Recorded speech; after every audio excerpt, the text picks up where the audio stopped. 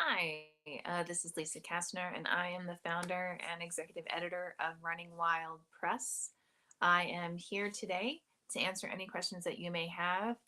We haven't been around in a little while. All good.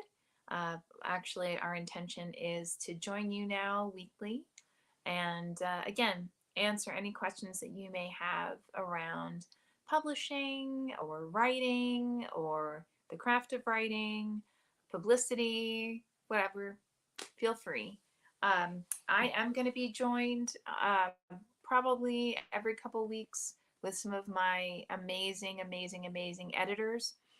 So we have Ben White and Peter Wright who will be joining, and as well as Amy Hardy, another one of our amazing editors.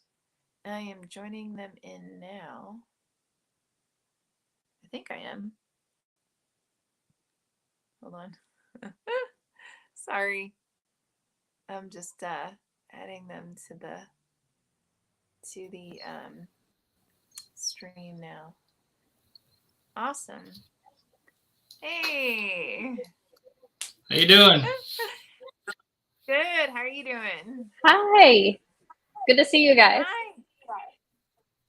So I was just introducing folks to all of us. I don't know if you guys want to introduce yourselves, and then I figured we could just either ask each other questions or take questions from the studio audience. So totally up to you.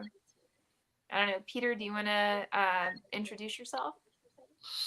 Sure. I'm Peter Wright. I acquisitions editor and editor for Running Wild Press. I think it's a fantastic press. We put out some great books, and look forward to answering your questions. Amy. Hi, everyone. I am an editor at Running Wild. I have a very prolific background with writing and teaching writing specifically. So love to work with especially really enthusiastic writers trying to get their work polished and out to audiences who will love their work. Yep. Absolutely. So before you guys joined, I just basically introduced us that we'll be here, different blends of us, like every week, answering folks' questions, anything around publishing, writing, the craft of writing, you name it. And so with that, we actually have a few people on here, which is kind of cool because I forgot to promote this.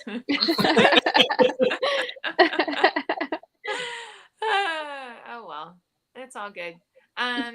So I know Amy and Peter, you guys are both working on pieces right now. Do you want to like talk a little bit about them at all? Go ahead, Amy. Oh, I'm working on a young adult novel right now. It's kind of coming of age, but it's a little bit of a darker tale that a lot of our teenagers kind of experience every day as well. So it's really nice to work with someone who's really refreshing and has this sort of different outlook on what it means to grow up in America today. Yeah.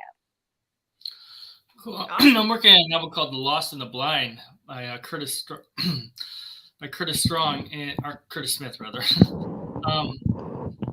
Hey, Cody. And it's kind of apocalyptic in terms of advanced warnings of war going on in different parts of the world, as related by a teenager in high school whose parents or whose mother is a drug addict and whose quote unquote aunt is also a drug addict, and what he has to go through from morning till night, dealing with all different phases of his of maturity, depending on his circumstances, from dating to dealing with his mother being passed out on the couch from heroin, to all sorts of number of things, and how he builds himself back up and builds himself into a better character than he was before. It's a very interesting read. The concepts are very elevated and is really, really easy to fall into. I'm really enjoying the book. Oh, awesome. So Cody, right now we're just introducing ourselves, and then if any works that we're currently working on. So I don't know if you want to introduce yourself and maybe talk a little bit about the last piece that you just finished editing. Yeah. So, hi everyone, Peter and Lisa. It's good to see you, and Amy. Nice to meet you. Um, I'm an editor, and I like to specialize in developmental editing, in particular, books that cross genres. And the one that I'm finishing up now for Running Wild is, I mean, when I first read it, I was like, "Oh, we have to get this." It takes place in the early 2000s. It's a character in Memphis, a young gay man, kind of at the beginning of his life, who um, is sort of attacked and believes that he may have been infected with HIV, and then it follows his sort of descent into um,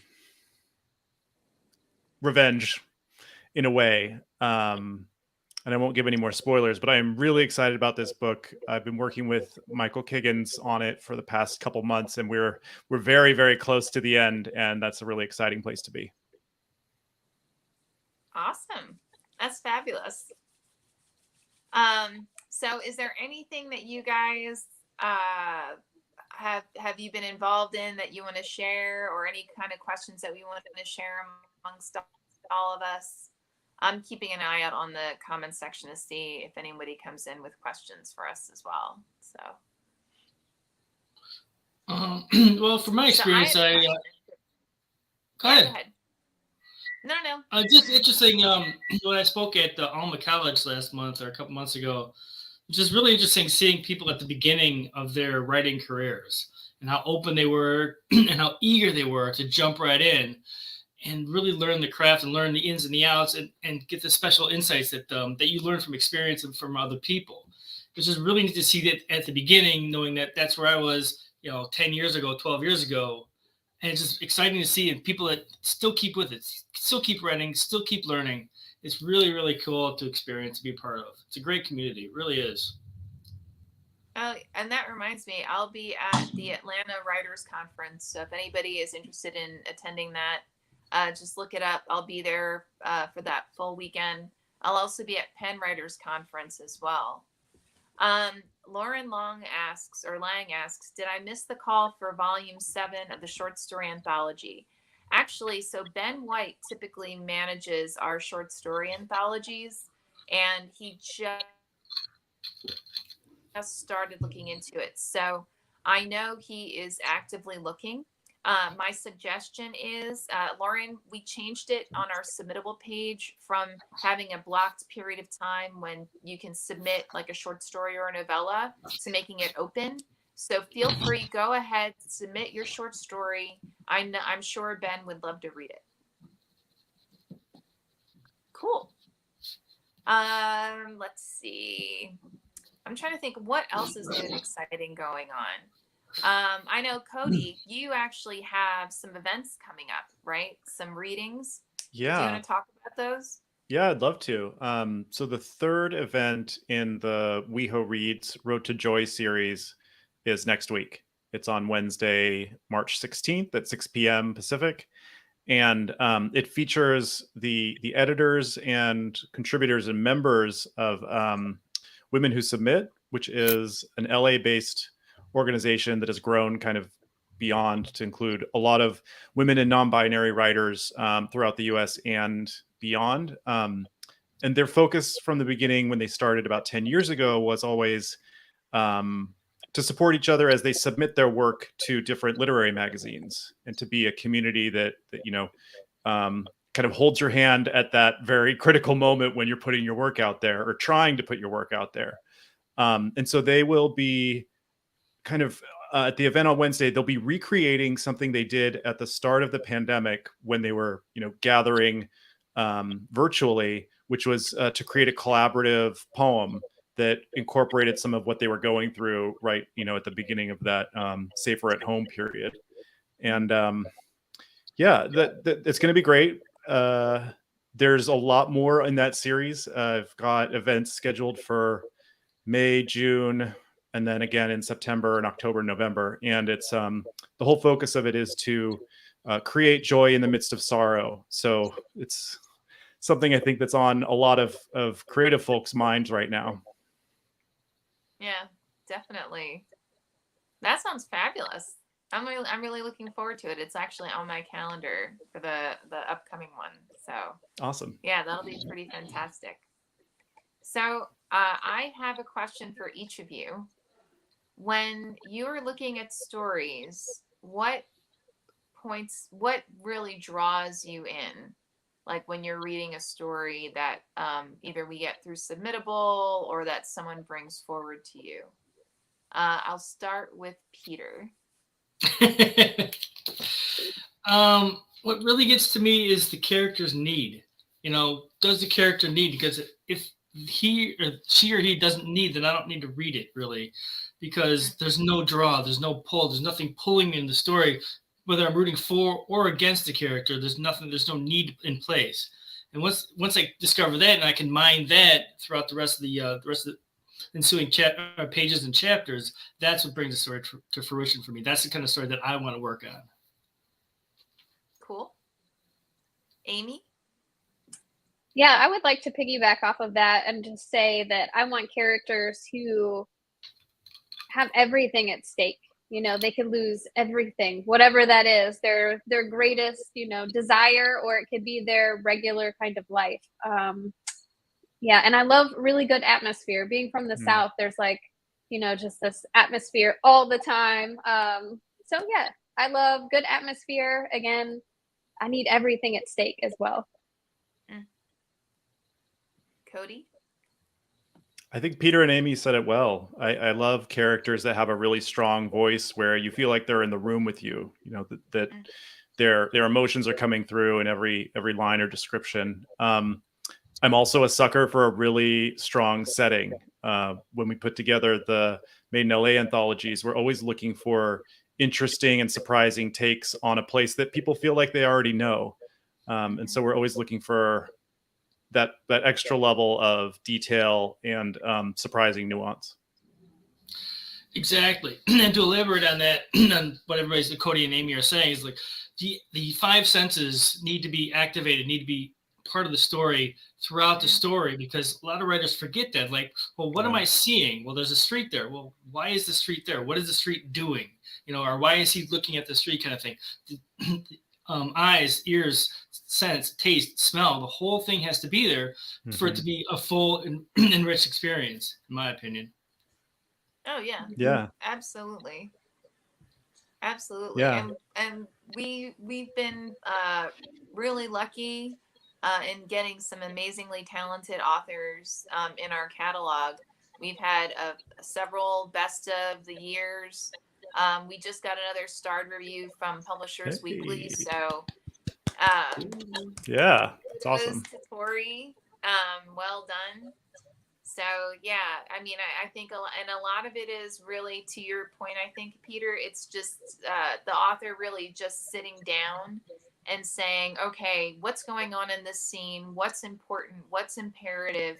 How can I pull in the reader even more so that they feel like they are actually part of that world?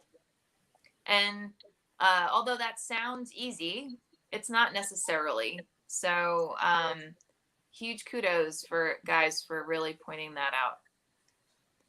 Yeah, I've read books, and I actually did a little research on this a few years back, that a lot of good popular books have all those five senses in the first paragraph.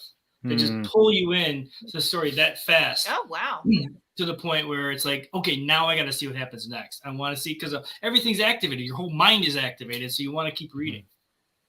And I would agree. It's not just sitting and talking about the five senses, but putting us into some kind of action. I feel like that's a big struggle, I guess, with people who just start off. Finding the beginning of the story is one of the hardest, I will say, for writers. It's just, where in the world do you start? You have tons of options. But yeah, once you get something very, very, I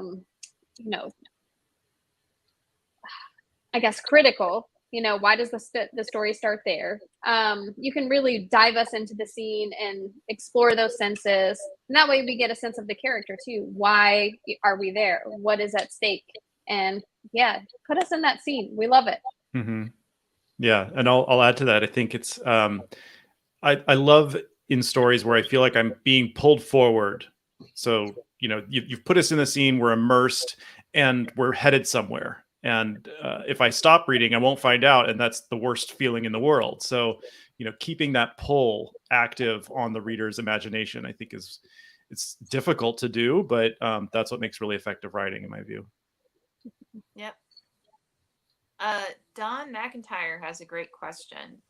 Hey guys, do you find it easier to edit a manuscript you personally love, or does that make it more difficult for you?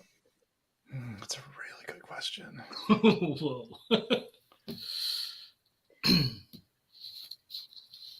I mean, I personally, it pulls me in at first, and then I start to realize that I'm not actually paying attention to the craft of the piece.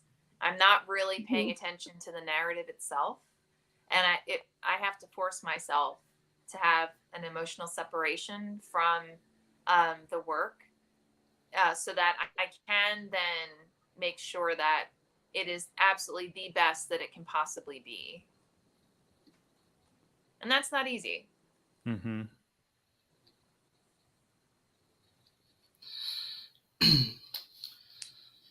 For the stories that I write or edit, when I love the writing, it's very easy to fall into it, and yet often you have to back up, say, okay, I missed something here because I was on page 3, and all of a sudden I'm on page 37, and I was just completely wrapped with the story. Gone. So you got to go back, but being involved and really caring about the story, caring about the words, caring about the plot and the characters really helps, because it gets me more invested in the tale. It gets me more invested in what's going on. I want to polish it, make it even that much more, or tweak it even that much more, make it even better.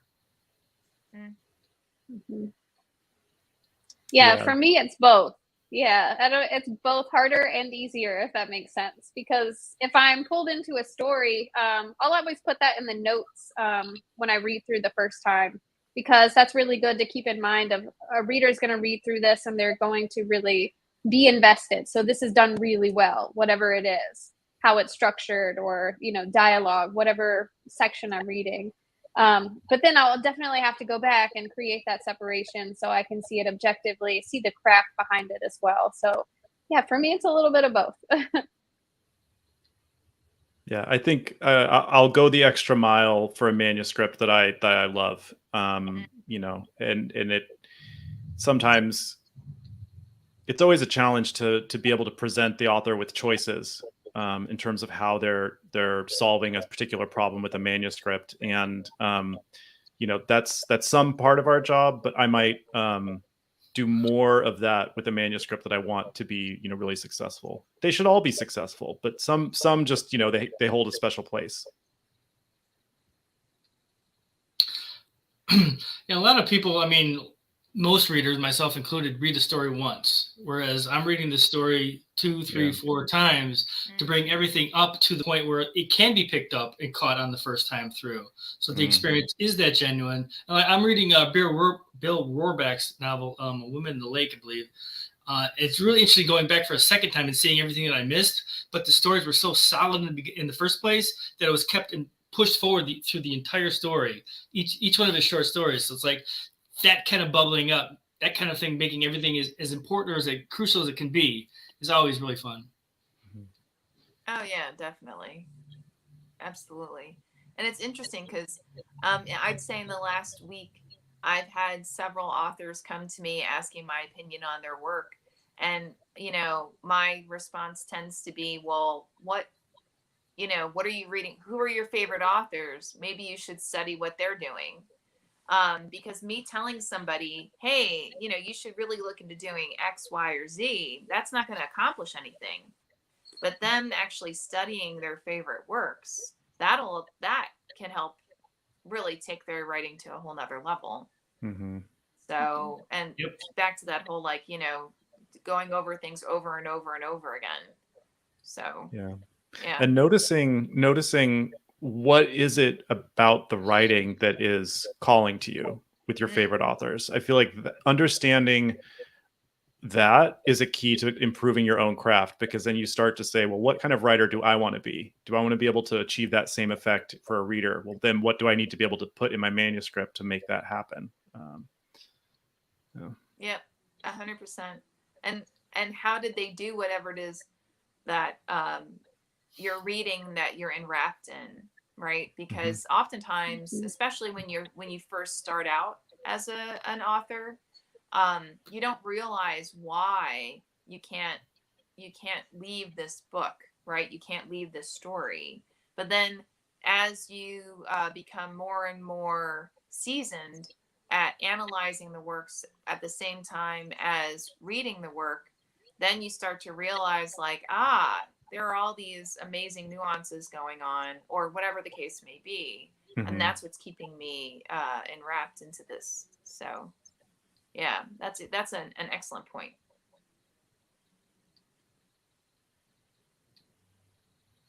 So next question.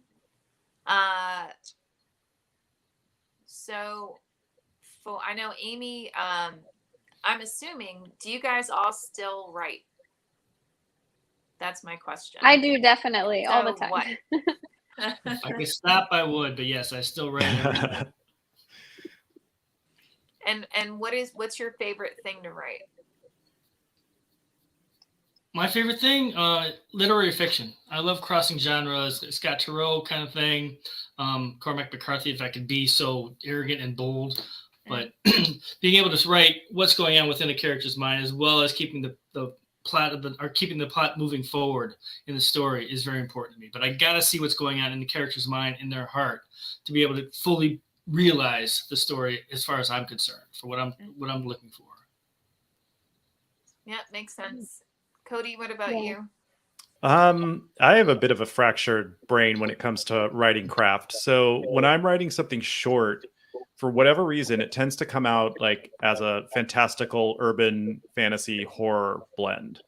And that's just like, it's a very, the process itself is very fluid. And I feel like I'm in a zone when I'm doing that.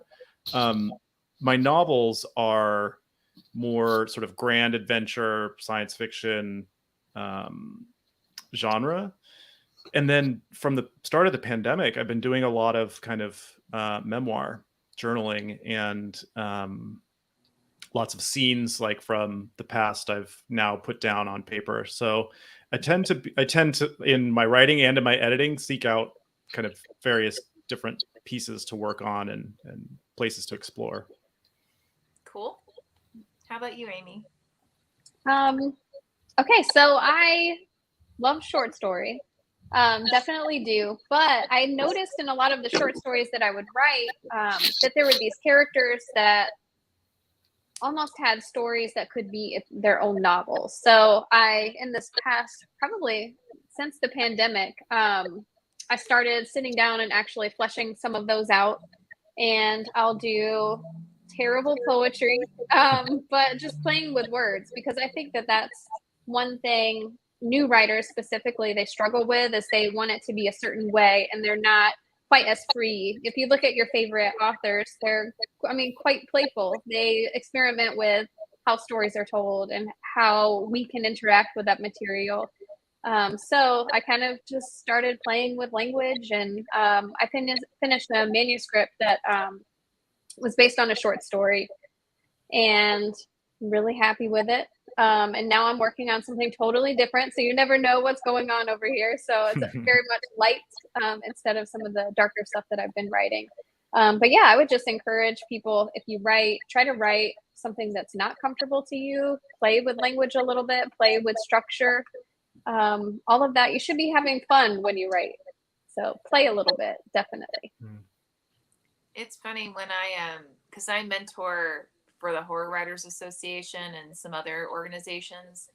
And I typically, or what I do is I ask them to set up goals.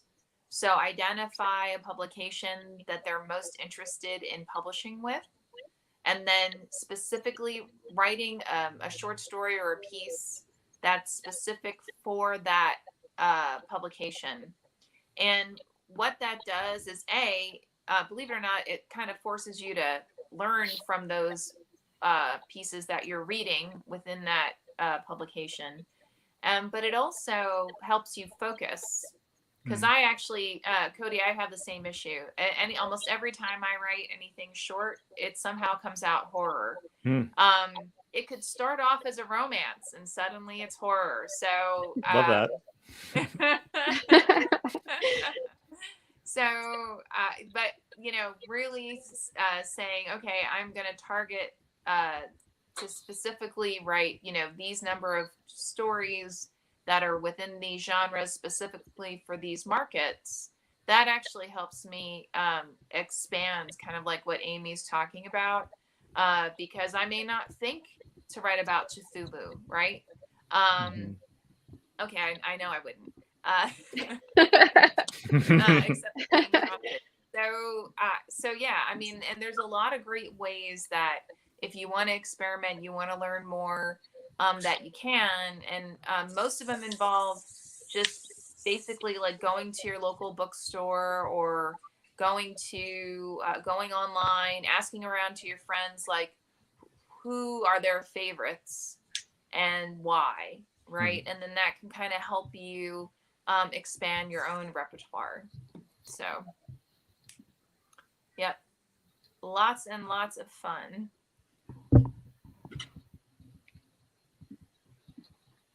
So, I think, Peter, you're actively editing something right now, right? Yes, The Lost in the Blind. And what's that about? It's about a teenage boy who is female figures in his life are heroin addicts, and he's forced to deal with that from like a 17-year-old level. He's got to be the adult. He's got to be the parent in the relationship. And there's a war going on and horrible atrocities going on, different parts of the story that Curtis alludes to, just enough to pique your interest, just enough to go, what is going on with this? And it's inevitable. I'm not going to give away any pointers either, any spoilers either, like Cody, but there's an inevitability to the story that how it's going to end. You don't want it to end that way, but there really is no other option given his situation, given his, I don't want to call it lack of vision, but lack of imagination for what he might actually accomplish, or he to put his mind to it. Because he's a successful character. He's successful in what he does as a student, as a painter and whatnot, but he doesn't have the confidence that having a full-fledged family around him would provide. So it's a fascinating read. His writing is fantastic. It's a brother piece to The Magpie's Return, which was out a couple of years ago. Equally disturbing, equally apocalyptic. But I highly recommend Curtis's writing. I mean, when this comes out next year, it's going to blow a lot of minds. It's really, really good. Nice. And I know, Amy, I just handed you off a piece. Do you want to talk about that for a minute? Yeah, so it is called Laura Angel. It's by Mark Lopez. He is incredible. It's a YA piece, and it chronicles our main character, Laura. She just loses her parents very tragically, very suddenly, and has to go live with her uncle. And it is a less than ideal home situation, very rough neighborhood. They have people in and out of the house. There's all kinds of drugs, alcohol, things that this little girl shouldn't be a part of. But it's a reality for a lot of teenagers. So I, love the story. It's really refreshing to hear something from this kind of point of view as well. And to watch this little girl grow up. I know so many people will identify with her journey, and fall in love with her too. Now, Cody, I know you already spoke about the work that you just finished editing, but do you have like a dream story that you love to get your hands on? I can't think that far ahead. So tomorrow I'm meeting with Rebecca Dimian about her novel Waiting for Beirut, and to go over the feedback. And it's a brilliant book, beautiful writing. It's a portrait of the Lebanese American community in Danbury, Connecticut. And it's so heart-wrenching and tragic, but there's also these gorgeous scenes, often around food, sometimes around lovemaking. She's just, I mean, yeah, it's really impressive what she's done. So I'm looking forward to speaking with her tomorrow. And that's really as far as I can look into the future. That's fabulous. Day by day at this point. Yeah, we typically either end up as roommates for like not the American Library Association, AWP. Okay. Or we end up hanging out like the whole time. She's absolutely fabulous. So yeah, I'd be shocked if you both didn't have a good time working together. So it's been good so far. So it's gonna go well, I'm sure. And I'm just starting to work on the novella for Running Wild and then on the novella anthology for RIZE. So I'm tying up, signing a variety of novellas now, and really with the goal of making these the absolute most stellar, stunning stories that we can publish. And this will be in 2023. And I'm really, really looking forward to it. Some of these are really interesting in terms of like voice and narrative. So it should be a lot of fun. I'm really looking forward. So. And we actually also have a ton of memoirs, believe it or not. I'm like, Peter, I think I have about 27 left out of like, I think it was something like 500-600. Wow. Wow. So, oh, believe me, no, this has been like every night you sit down and just, read a couple.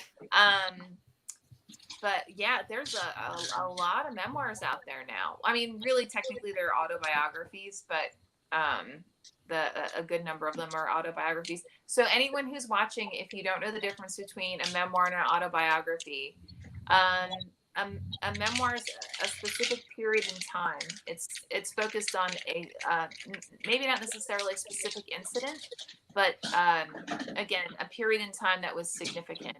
An autobiography is someone telling their whole life story, and a biography is someone else telling someone else's whole life story. It's all very confusing, but there's a lot to it. I think one of them came in at like 230,000 words, and I was like, wow. No. Oh, and that's another. Anyone who's watching, you should be aware. Most publishers will not publish something that's more than, I think, 120,000 words. It has to do with physical binding.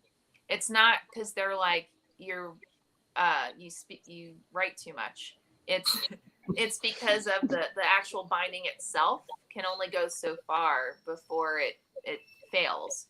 So my suggestion is, if you have written something that's phenomenal, and I have no doubt it's phenomenal, and it's more than, let's say, 120,000 words, I would suggest pitching it as a 2-part book series minimally, and then figure out how you can massage the, in essence, middle of it, so that it's the end of the first one, and it has a nice like intro into the second narrative, if that makes sense. So it's just something to keep in mind. So if you've written something that's like 200,000 words or more, and you're like, how come everyone's rejecting it? That's why. It's because they probably won't be able to sell it in a single state. So anyway, all right. Lisa, can I ask you a question? Yeah. So you're reading all of these memoirs and autobiographies. How or is the process you go through to select a story or a book different when it's autobiography or memoir? Or are you looking for, like, what are you looking for? Oh, that's a great question. So I lean toward memoir. Memoir typically has You have greater flexibility in terms of your own opinion about what's going on in your life versus the expectation of an autobiography or a biography is it's more journalism style, basically, right? So it's less emotive. And it's also typically shorter. I mean, well, I would hope so, because if you're writing about your whole life and you're in your 30s, 40s, or 50s, then I would hope it's longer than 50,000 words. So yeah, and we have had instances where sometimes I don't think people think about privacy rights of those that they're inferring in the piece. And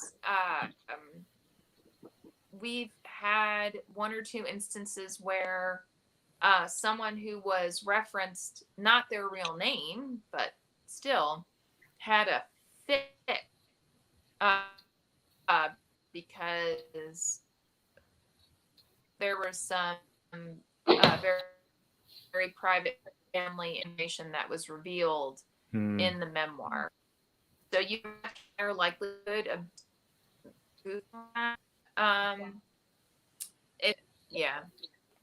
Because you're going deeper and you're going into a lot more different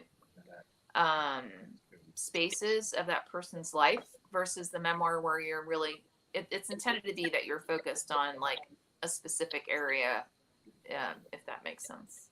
Interesting. Yeah. At least that's how it was when I was kids. That's right. When I was a kid. For all I know, that's now changed and there is no such thing as an autobiography, but who knows? So, but yeah, that's a great question. And I for whatever reason, like autobiographies and biographies were really popular when we were kids, and all of a sudden, it became like nobody sold an autobiography. Everybody was selling memoirs. I don't know.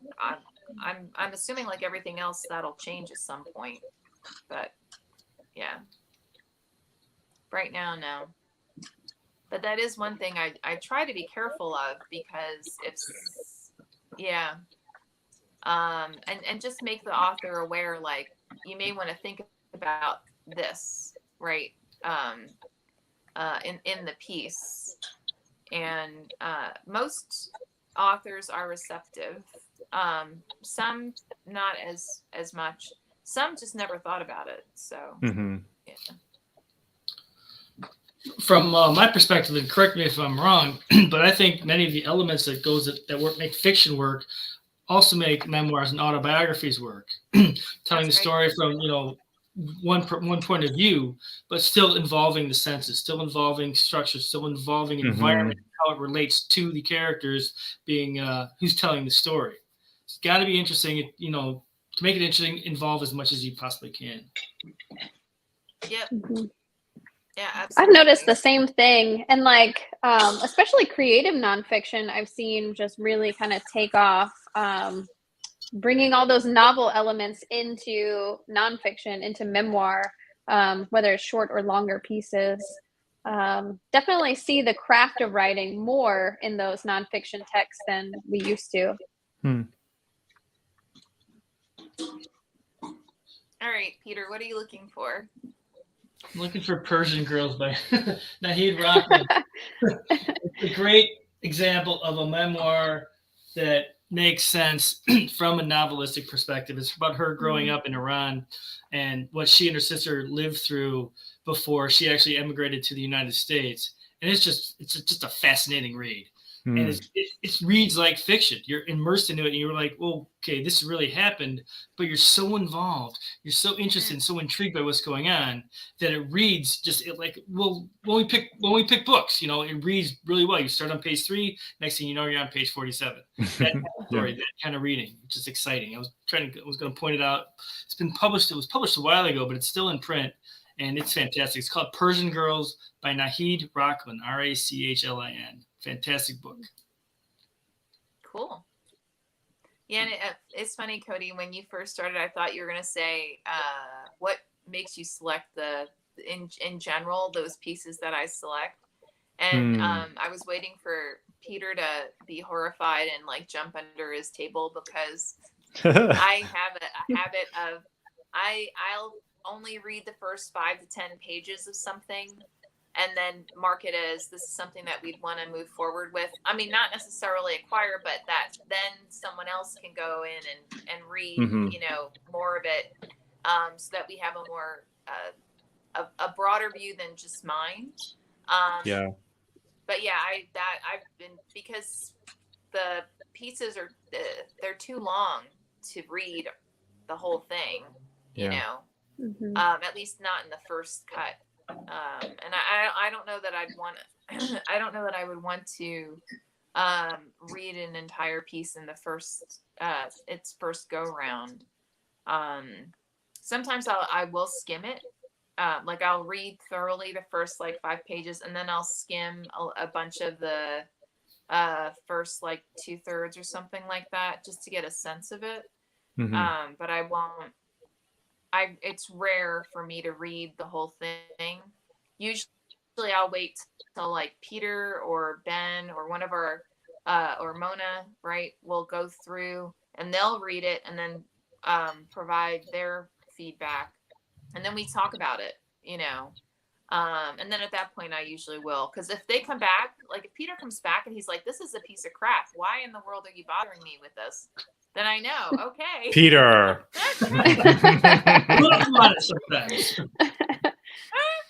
He has never said that. But that's what readers do when they pick up books. You know, they usually read, you know, the first few pages and they either buy it or they don't. So, yeah, Lisa, I get it. That's and you get a good sense of the craft from those pages, right? Like every sentence is revealing something. Yeah, exactly. Or it should, at some capacity, reveal something. I follow some of the similar structure. I read until I can stop, and like I said, if I can't stop, I keep reading. Once it engages my emotions and intellect, then I'll bounce through the manuscript and see if does it still hold up at the very end. Does it still hold up? Does the writing stay true throughout? And that's when I make my decision. Sometimes I've had some stories be great, but on page 50 they just kind of like fizzle out. So it's like we could make it work, but it'd be a lot more work to do than just whether the author's willing or not. It'd be easier to choose one that is a little bit more polished, a little bit more close to the edge that we can tweak and polish, kind of thing. Yeah, exactly. Yeah. I mean, and there are some instances where, you know, I'll acknowledge, you know, to Amy's earlier point, it's not starting in the right place, right? Like it's starting 20 pages too soon, or it's starting, you know, 50 pages too soon. And that's okay, right? But you'd have to be able to, you have to get through those pages. That's really, and again, we're all both editors and writers, right? You know, we've all done this before, where you kind of regurgitate out all the backstory associated with this title. You don't realize that's what you're doing, right? And then you start going off on a tangent, and that's the real story, right? That when you start hitting that rhythm and that the primary story elements, and most of us don't know we're doing it, right? Why would you know you're doing it? We all started writing thinking, okay, this is it. I know what I'm doing. This is going to be amazing, right? And then you're like 30 pages into it and you realize, oh, that's not really what I meant to do. Oh. Yeah. I'll get to that. Yeah. So, well, we're going to do this for anybody who's watching or anyone who's watching after. This is on Twitter, Facebook, YouTube. I'm looking at getting it on TikTok. TikTok got suspended for a little while from doing live stream, And at some point, I'd like also for us to do this as well on LinkedIn, because I think it would be valuable for a lot of people who are aspiring authors. So same bat time, same bat channels, and hopefully a couple more. And I want to thank Peter and Cody and Amy. You guys are amazing. I really, really appreciate you joining. I really hope you join next week as well. And if you are watching, please come with your favorite questions. We are more than happy to answer them. That's why we're here. We're here to help make sure that you are successful. So with that, I think we're going to jet. And everyone, have a fantastic evening, and I will talk to you soon. You too, Lisa. Thank you. Bye, everyone. Thank you. See you, Amy. See you, Cody. Bye.